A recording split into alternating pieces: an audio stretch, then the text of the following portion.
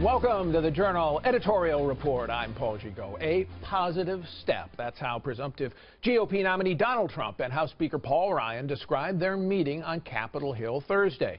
In a joint statement, the two said they were totally committed to unifying a divided Republican Party ahead of the November election. But both men acknowledged that the process could take some time. This is our first meeting. I was very encouraged with this meeting, but this is a process. It takes a little time.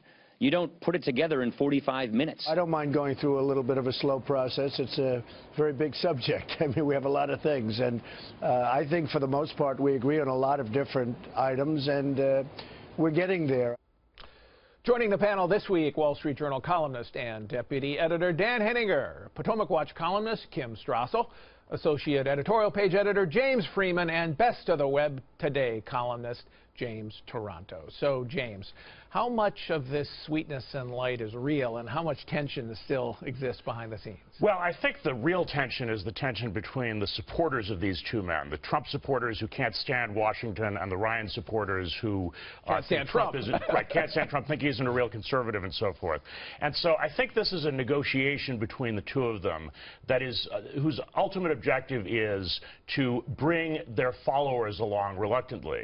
And from that standpoint, it's important that negotiation not take place too quickly. Imagine if Ryan had come out last week and said, well, Trump is the nominee, I endorse him. He would have been viewed by these conservatives as a sellout, and his endorsement would be worth a lot less. Well, so they have to...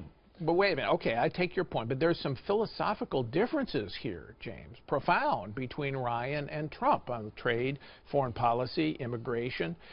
We can't. Is that going to emerge later on? I would argue that there are not deep philosophical differences, because I think what you have with Ryan is a philosophical conservative for limited government. I think with Trump you have a non-ideological candidate. So where they do have things in common, they both think Washington needs to get off the back of business. That means lower taxes, less regulation.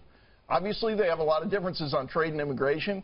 I would hope that this discussion allows Ryan to pull him a little bit that way, but they agree on the fundamental idea, which is you've got to get the American economy growing like it used to. But also on political style, Dan. Yeah. Ryan has rhetoric that's inclusive. He wants to reach out. He wants to expand the party, reach out to minorities. Trump, well, we know his caustic style, his attack style.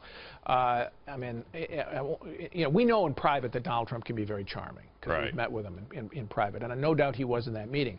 But do you ever think there's going to be a Ryan-Trump condominium?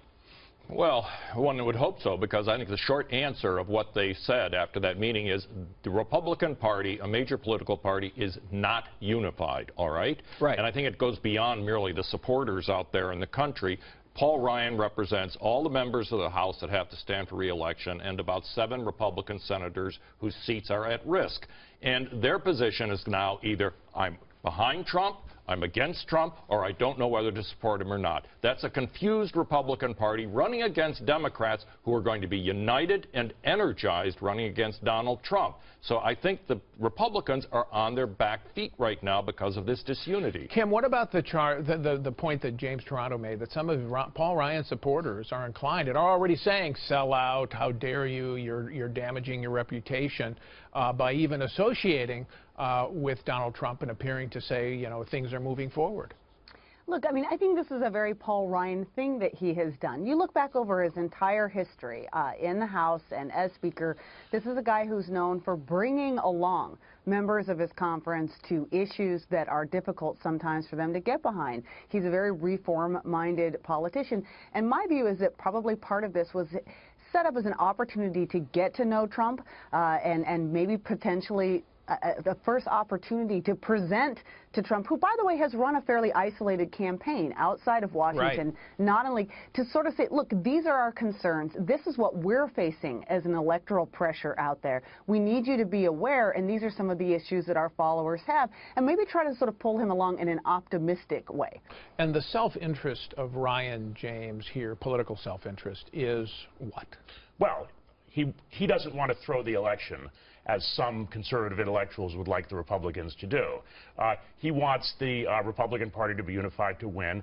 He's going to do better under President Trump, even if they don't agree on everything, than he's going to do under President Hillary Clinton, which would be, as he's put it, another 4 years of Obama. And he wants to prevent a wipeout, Republican wipeout. If Trump does as poorly as the polls suggest, some polls suggest he might, then you don't want to lose the House, because it's the only barrier against a progressive government like 2009 and 2010. Right, and along the lines we were talking about, I think conservatives could get pretty comfortable thinking about what a Ryan-Trump partnership would lead to. But hey, this blowout stuff, we looked at Trump's sky-high negative ratings over the last year.